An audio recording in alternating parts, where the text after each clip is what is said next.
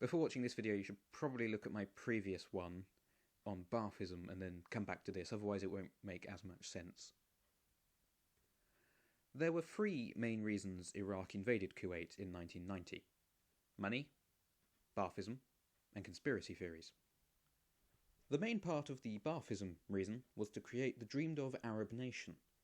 It was felt by Saddam Hussein that the nation, by which he meant the Arab people, would rally around Iraq as it deposed Kuwait's emir, whom the Iraqis saw as pro-Western and anti-Arab. Saddam had actually planned on getting rid of the emirate since 1979. In Baathism, there is an idea that the revolution to create the Arab nation will see a fight between the imperialist-backed Arab leaders running their countries for the foreign capitalists and the small minority of Baathists leading the revolution. This is kind of how Saddam saw himself and Kuwait, and he let everyone know that a week after toppling the Kuwaiti emir. In a speech to the Iraqi people on August 8, 1990, to explain why he'd just annexed Kuwait, he said that the emir and his government were Croesuses. Croesus was an ancient king known for being super rich. He also said that they relished possession to destroy devotion, were guided by the foreigner instead of being guided by virtuous standards, principles of pan-Arabism and the creed of humanitarianism. The Croesus of Kuwait and his aides became the obedient, humiliated, and treacherous dependents of that foreigner. He also explained that their corruption and remoteness from God needed to be stopped before it spread to the Arab people.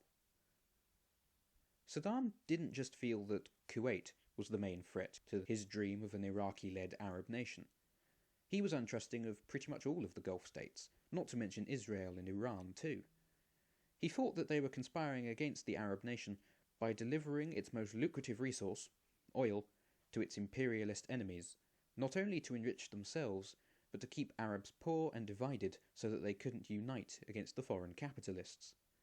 Or, in his words, the Arab nation is decaying now, and the reason is Arab oil.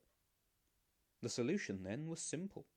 The rot must be removed to stop the decay. Among the reasons Saddam gave for invading and annexing Kuwait was his claim that the British Empire stole Kuwait from Iraq, and so the Iraqis were just righting a wrong.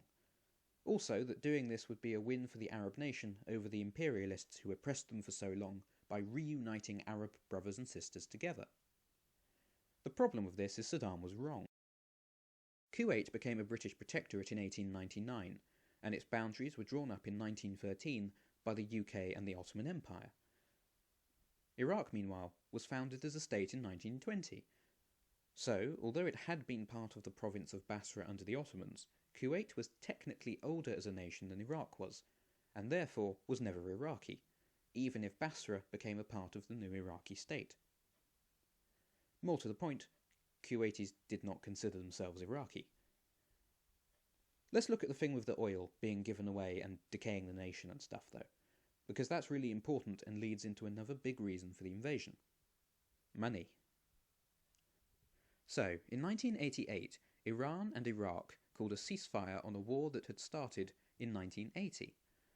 The war left Iraq totally broke. Their total losses came in at $561 billion, and they had some $80 billion in debt. Just to rebuild, it was estimated that the Iraqis would need to spend $230 billion. And, just to top it off, the GDP in 1988 was only $36 billion. During the war, the military, of course, was given a huge share of the national budget. But when the war ended, Saddam didn't do much to reduce it. In 1989, they received $11.9 billion. There's two main reasons for this. First, Saddamist Baathism is inherently militaristic and always looking toward the final battle which would result in the unified Arab nation. And second, to keep the public from rioting.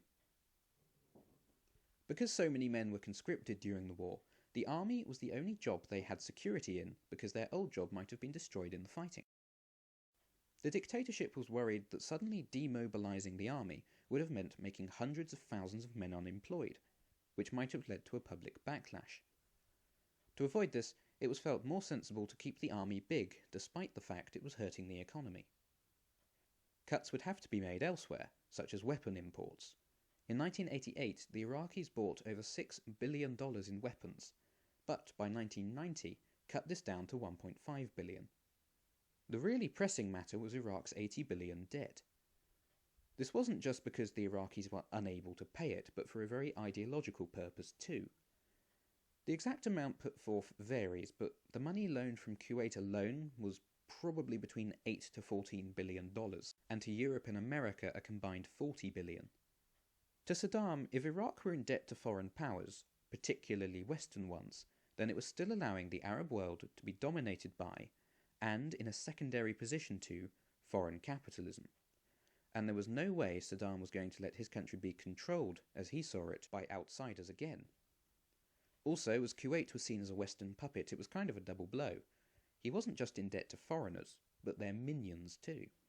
Saddam tried a few ways to avoid having to pay the debt. One was pretty simple: just don't. Another was to make deals.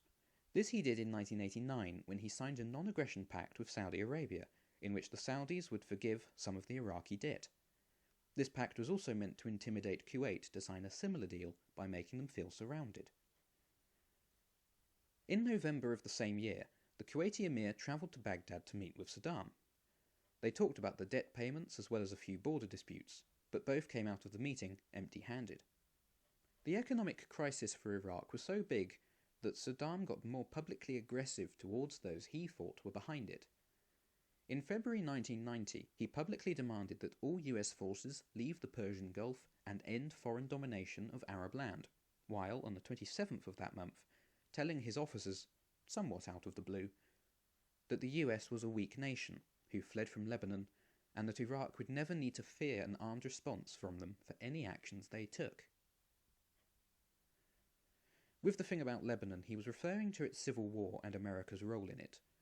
America intervened in 1982 to help stop the fighting alongside other UN troops, but in 1983 a suicide bomber killed 309 people, including 241 US and 58 French servicemen. This, coupled with the failure of most of US President Reagan's goals, led to a US withdrawal in 1984. In April 1990, Saddam Hussein stepped up the rhetoric when he publicly threatened Israel. He was worried that they might try to make some move against him, seeing as Iraq was so weak following its war with Iran. This was mostly stemming from an Israeli attack on Iraq in 1981, where their air force bombed an Iraqi nuclear research facility called Osirak.